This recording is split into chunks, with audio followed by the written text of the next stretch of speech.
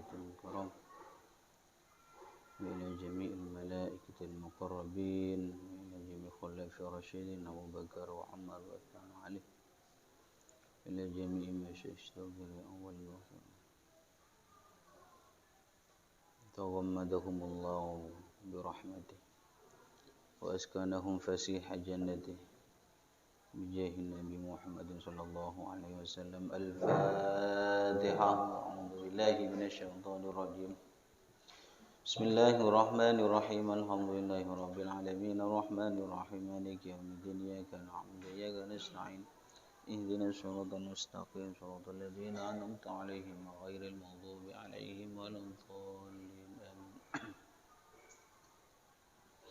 Bismillahirrahmanirrahim. Qala al-musannif rahimahullahu ta'ala wa nafa'ana bihi wa bi'ulumihi fid dharain amin. Bismillahirrahmanirrahim. Faslun. Ay hadza faslun utawi iki iku fasal. Faslun ay hadza faslun utawi iki iku fasal wa yambagi lan sayukjo. Wa yanbaghi an yu'addiba muta'allim 'ala at-tadrij bil adab as-saniyati wasyiyami al-mardiyati. Wa yanbaghi lan sayukjo wa yanbaghi lan sayukjo apa ayu addiba apa yen to mulang tata krama sapa muallim sapa guru.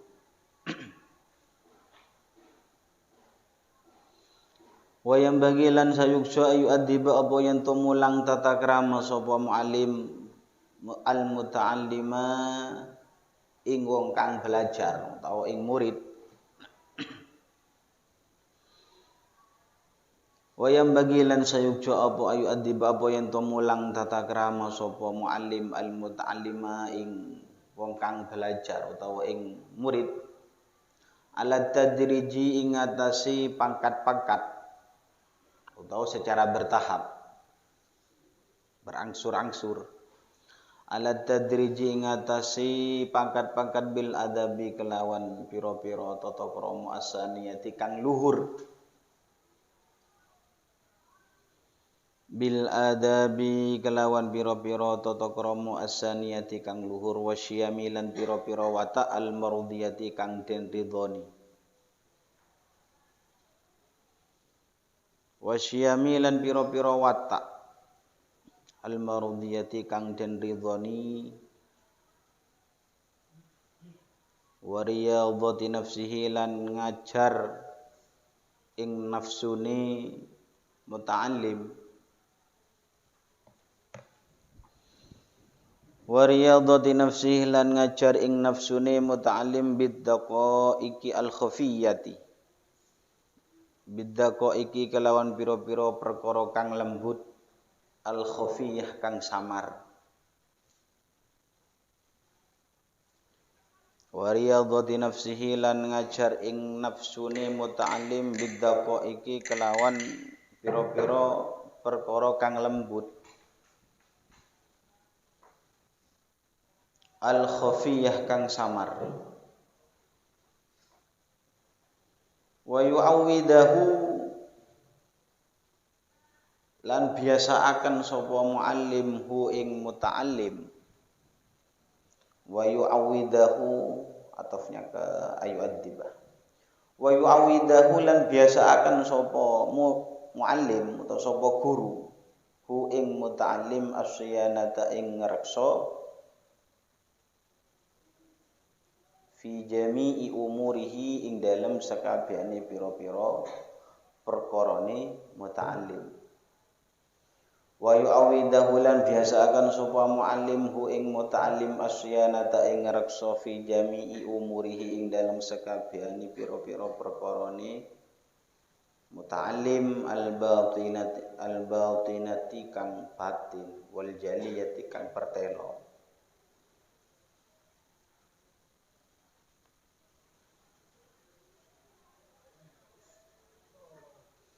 Al-batinati kang batin wal jaliyati kang pertelo wa yuharridhu lan kegerei sapa muallim wa yuharridhu lan kegerei Gegere itu memberikan motivasi, memberikan semangat.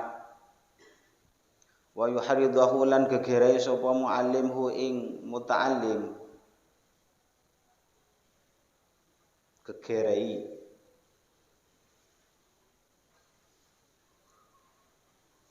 Wa yuharidahu lan gegere sapa muallimhu ing muta'allim bi aqwalihi kalawan pira-pira ucapane muallim. Bi aqwalihi kalawan pira-pira daune muallim wa af'alihi lan pira-pira penggaweane muallim. Wa af'alihi lan pira-pira penggaweane muallim al mutaqarrarati kang pira-pira bolan bali. Al mutaqarrarati kang pira-pira bolan bali alal ikhlas ing atase ikhlas. Alal ikhlas ing atase ikhlas wasidiki lan temen wasidiki lan temen wa husnin niyati lan bagus niat. Alal ikhlas ing atase ikhlas wasidiki lan temen wa husnin niyati lan bagus niat. Wa muraqabatillahi lan nginjen-nginjeni Allah. Wa muraqabatillahi ta'ala lan nginjen-nginjeni Allah. Nginjen-nginjen itu ya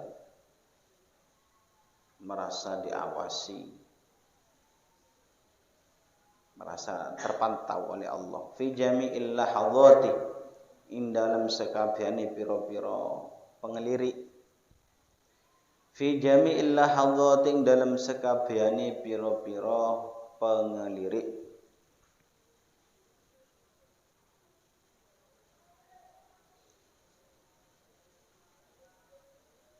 Wa yu'arifahu lan meruhakan sapa muallimhu ing muta'allim.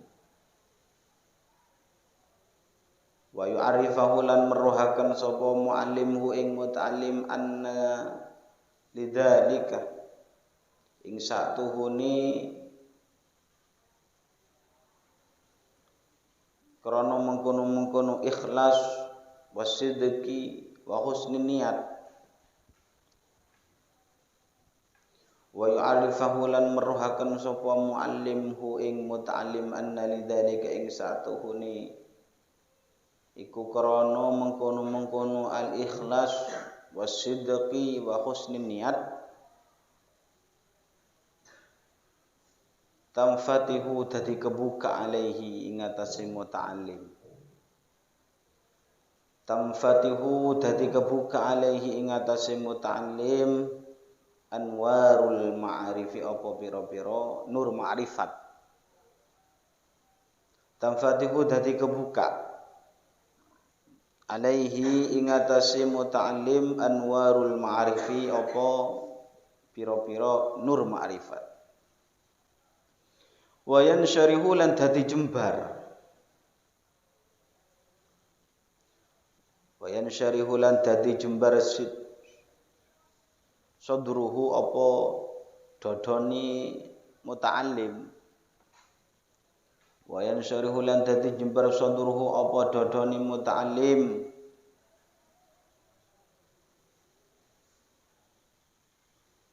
Wa yatafajjaru lan dadi mili. Wa yatafajjaru lan dadi mili min qalbihi saking atine muta'allim. Wa yatafajjaru lan dadi mili min qalbihi saking atine muta'allim. Apa ya nabiul hikami apa pira-pira sumberan. Ya nabiul hikami apa pira-pira sumberan pira-pira ilmu kang manfaat. Wa yatafajjaru lan dadi mili min qalbihi saking atine muta'allim ya nabiul hikami apa pira-pira sumberane pira-pira ilmu kang manfaat. Wal lataifi lan pira-pira perkara kang lembut. Wal lataifi lan pira-pira perkara kang lembut. Wa yubariku lan muga-muga paring barokah Allahu sapa Allah. Wa yubariku lan muga-muga paring barokah sapa Allah, Allahu sapa Allah lahu maring muta'allim. Wa yubariku lan muga-muga paring barokah Allahu sapa Allah taala lahu maring muta'allim fi ilmihi ing dalam ilmune muta'allim.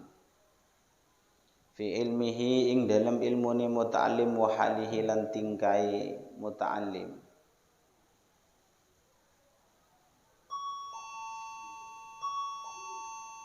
Fi ilmihi ing dalam ilmune muta'allim wa halihi lan tingkai muta'allim. Wa yuwaffiqu lan den tulungi. Wa yuwaffiqu lan den tulungi sapa muta'allim fi af'alihi ing dalam pira-pira penggaweane muta'allim wa aqwalihi lan pira-pira ucapane muta'allim.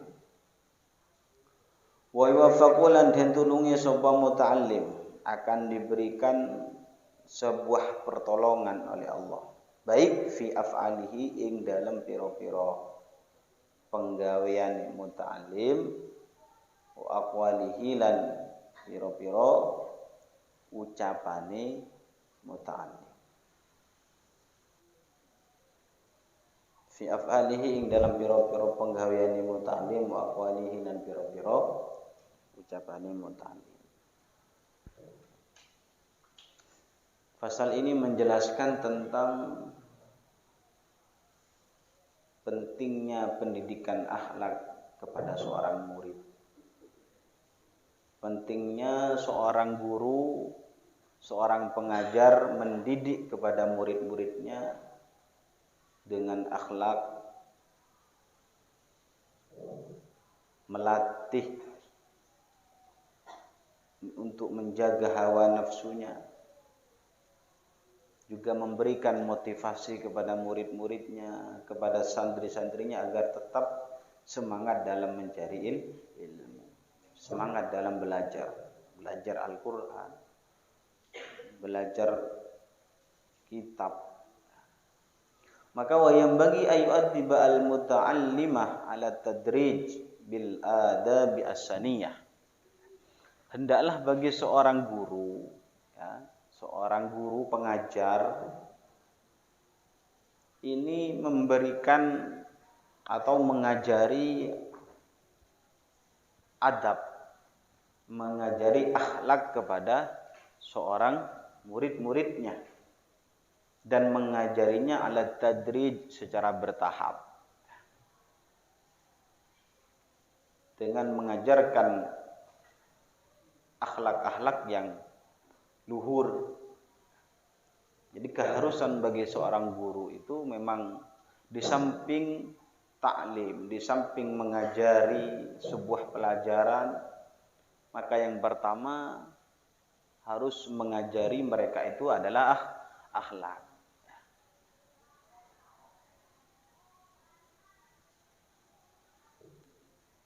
Sebab akhlak itu memang lebih penting daripada ilmu. Bahkan ulama dulu itu lebih mementingkan adab terlebih dahulu, baru di situ setelah itu belajar. Setelah itu nyantri. Itu memang pentingnya akhlak, pentingnya adab. Harus tawaduk kepada seorang guru, tata cara bersalaman kepada seorang guru seperti apa. Maka tugasnya seorang guru mengajari mereka untuk berakhlak yang baik, tutur bicara yang baik di hadapan orang yang lebih tua, kepada orang tua kita. Nah itu. Ini adalah tugasnya seorang guru untuk mendidik muta'allimnya, mendidik santri-santrinya. Yang pertama adalah akhlak dan budi pekerti yang baik. Juga seorang guru tugasnya adalah memotivasi, memberikan dorongan agar seorang murid itu semangat dalam belajar. semangat dalam mencari ilmu, tentang pentingnya ikhlas, tentang pentingnya bersungguh-sungguh dalam belajar. Juga pentingnya husnul niat, pentingnya memulai niat. Maka tugasnya seorang guru adalah untuk memberikan motivasi kepada seorang murid-muridnya agar mereka itu melatih dirinya untuk memperbaiki niat-niat yang sebelumnya kurang baik, yang sebelumnya belum ikhlas. Maka seorang guru untuk merubah perilaku yang tidak baik yang pernah dilakukan oleh seorang murid. Tentang pentingnya ilmu. Jadi seorang guru memberikan semangat, bukan malah memberikan sesuatu yang akan menjadikan seorang murid itu tidak semangat dalam mencari ilmu. Tentang pentingnya ilmu, bahwa mencari ilmu itu adalah sangat penting. Bahkan kita sering dengar bahwa tidurnya seorang alim itu lebih baik daripada ibadahnya orang yang bodoh. Tidurnya orang yang alim, tidurnya orang yang mencari ilmu itu lebih bagus. Ya, tidurnya, bukan ibadahnya. Tidurnya saja tidak bisa menandingi terhadap ibadahnya orang bodoh. Ya. Jadi tidurnya seorang alim itu adalah lebih baik daripada orang bodoh yang melaksanakan ibadah. Ya. Jadi ada daunya Rasulullah yang mengatakan naumul alim khairun min ibadatil jahil. Ibadahnya, tidurnya orang yang alim, tidurnya bukan belajarnya, bukan ibadahnya. Ya. Dari tidurnya saja orang yang bodoh yang ahli ibadah itu tidak bisa menandingi tidurnya seorang alim. Ya. Ini diceritakan. Jadi asal mula Rasulullah mengatakan naumul alim khairun min ibadatil jahil. Itu ada ceritanya. Jadi suatu ketika Rasulullah Shallallahu Alaihi Wasallam datang ke masjid. Rasulullah istiqomah, sholat jamaah di masjid. Suatu ketika Rasulullah ketika datang ke masjid, ternyata fara'a asy-syaitan fi babi masjid. Rasulullah melihat syaitan. Melihat syaitan yang sedang duduk-duduk di pintu masjid. Ya. Jadi Rasulullah bisa melihat terhadap syaitan yang duduk-duduk di masjid. Kalau kita sulit, ya. Kemudian kita masjid ternyata ada teman kita duduk di situ, bukan syaitan itu. Ya. Rasulullah ketika masuk ke masjid ternyata di pintu masjid itu ada syaitan. Faqala lahu Nabi sallallahu alaihi wasallam. Kemudian Rasulullah sallallahu alaihi wasallam bertanya kepada syaitan tadi, dialog, ngobrol. Rasulullah dialog bersama syaitan. Karena syaitan itu memang sudah berjanji akan mengganggu hambanya Allah. Summa la'atiyannahum min baini aydihim. Bahwa setan itu akan berjanji ingin mengganggu anak Adam. Dari arah kanan pun, dari arah kiri, belakang akan semuanya diganggu oleh setan. Sehingga akan biar kita itu untuk beribadah menjadi malas. Kemudian ketika Rasulullah bertanya kepada setan, ya la'in, hei orang yang dilaknat oleh Allah. Ya, la'in.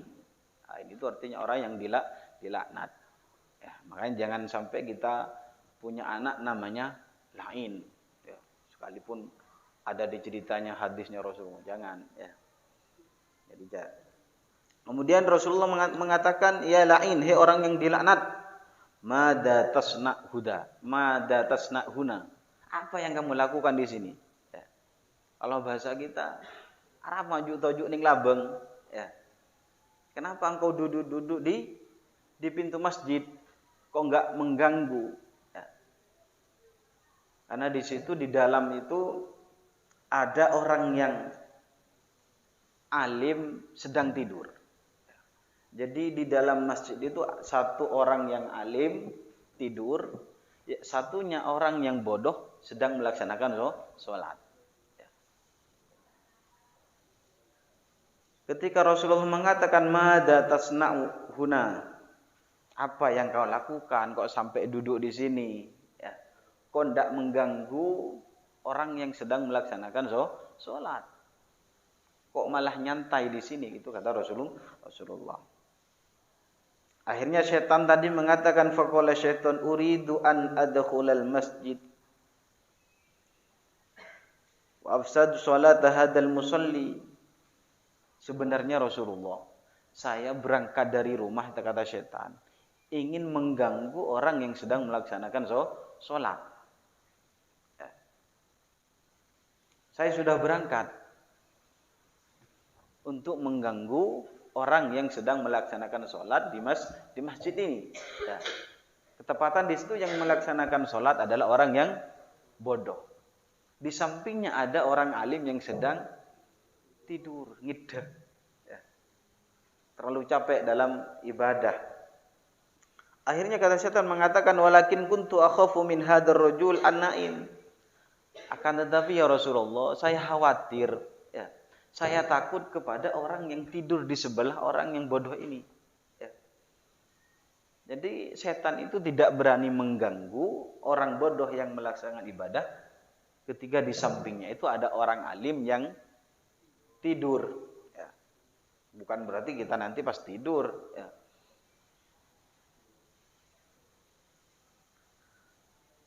Kemudian Rasulullah SAW mengatakan kepada setan tadi, ya la'in, ya setan yang terlaknat, walima lam takhaf minal musalli wa huwa fil ibadah wal munajah ma'a rabbih wan na'im fil ghaflah.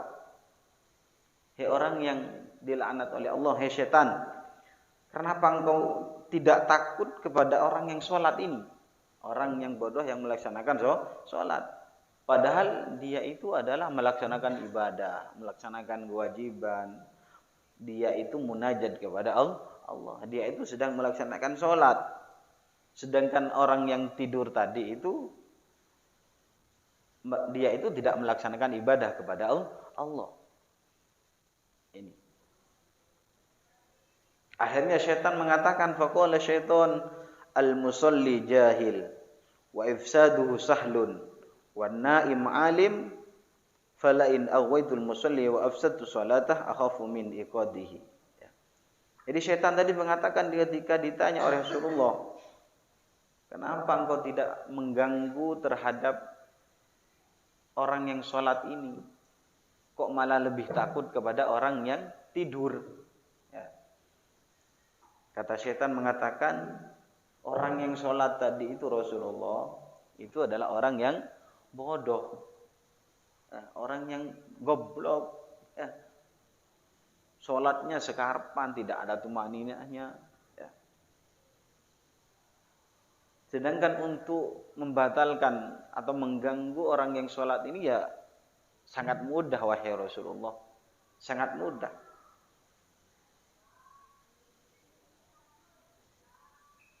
Sedangkan orang yang alim tadi itu di pinggirnya itu tidur. Ya. Maka kata syaitan, fala in aghwaitul musalliya wa afsadtu salatah akhafu min iqati. Khawatir Rasulullah ketika saya mengganggu terhadap orang yang ibadah tadi itu, orang yang bodoh ibadah, khawatir ketika saya mengganggu ternyata orang yang alim tadi itu terbangun dari tidurnya. Jadi tidurnya orang yang alim itu ditakuti oleh setan, bangunnya itu ditakuti oleh setan. Akhirnya apa? Takut setan itu mengganggu orang bodoh yang melaksanakan ibadah. Karena di sampingnya ada orang yang alim yang sedang apa? Tidur. Akhirnya setan tadi itu mengatakan kepada Rasulullah bahwa untuk membatalkan atau merusak sholatnya orang yang bodoh ini sangat mudah. Cuma saya khawatir, kata Rasulullah, kata setan, khawatir orang yang alim ini terbangun. Bangun dan nanti akan membenarkan, memberikan arahan sholatnya orang yang bodoh ini.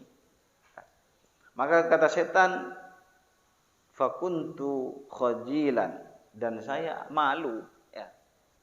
Saya malu, kata setan, tidak bisa mengganggu orang yang bodoh melaksanakan ibadah. Ternyata orang yang bodoh tadi ketika orang alim ini bangun, maka akan mengajari kepada orang yang bodoh.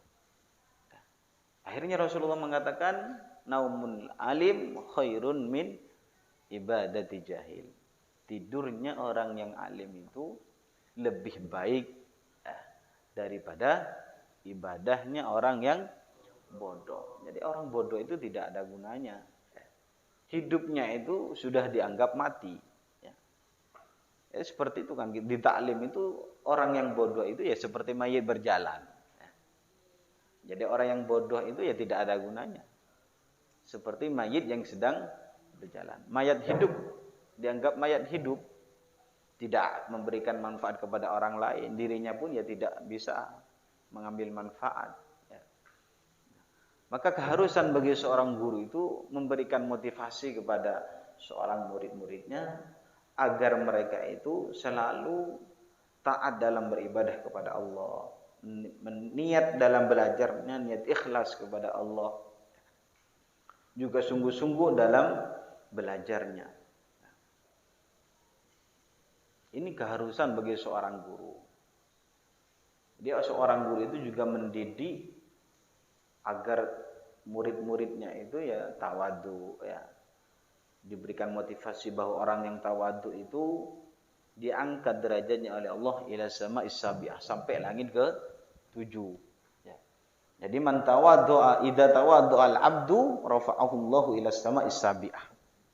Jadi ketika seorang hamba itu tawadhu, sopan, ya, merendahkan dirinya di hadapan orang lain, baik itu lebih kecil ataupun lebih tua, maka janji Allah, rafa'ahu Allahu ila sama'is sabi'ah, maka Allah Ta'ala akan mengangkat derajatnya orang yang merendah diri tadi itu sampai ila sama'is sabi'ah, sampai langit ke-7, derajatnya diangkat oleh Allah. Nah, itu pentingnya kita tawadhu, sopan santun, adab yang didahulukan daripada ilmu. Ya.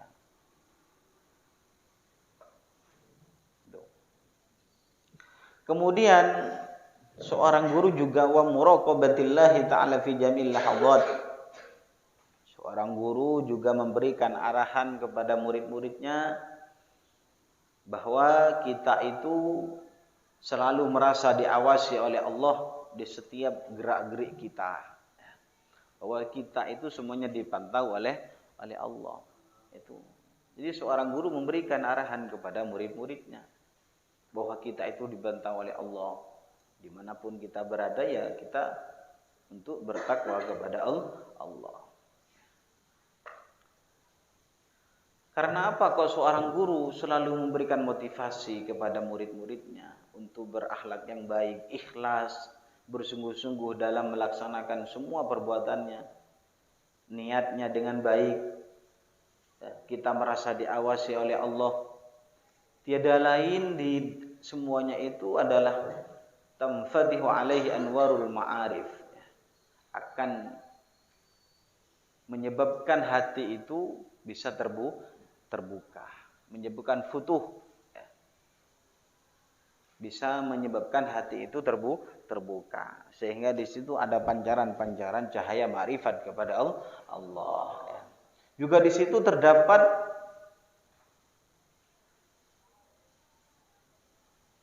akan menyebabkan ilmu yang bermanfaat dan juga barokah.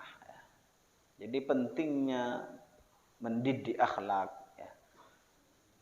memberikan arahan tentang pentingnya ikhlas dalam beribadah, bersungguh-sungguh dalam belajar, memperbaiki niat dan juga merasa diawasi oleh Allah, itu juga menjadi penyebab menjadikan ilmu yang dipelajari itu menjadikan ilmu yang barokah dan manfaat. Wa yubarikullahu lahu fi ilmi wa hali, juga dengan itu juga Allah Ta'ala akan memberikan keberkahan pada ilmunya dan dirinya. Ilmunya akan berkah. Kalau kita tawadu, menata niat dengan baik, ikhlas dalam semua perbuatan kita, maka ilmu yang kita dapati itu di samping bermanfaat dan juga barokah. Wa yufiqu fi af'alihi wa aqwah, juga Allah Ta'ala akan memberikan pertolongan kepada kita. Ketika orang itu sudah menjaga niatnya dengan baik, ikhlas dalam semua perbuatannya, maka di samping mendapatkan ilmu yang barokah dan manfaat dan menjadikan hatinya itu futuh dan akan mendapatkan pancaran-pancaran cahaya dari Allah dan ilmunya akan barokah. Jadi ilmu yang barokah itu ya seperti itu, berakhlak dengan baik, bersungguh-sungguh dalam belajar, ikhlas dalam mengawali semua perbuatannya, menata niat dengan baik, itu akan menyebabkan ilmu kita itu manfaat dan barokah. Al-Fatihah.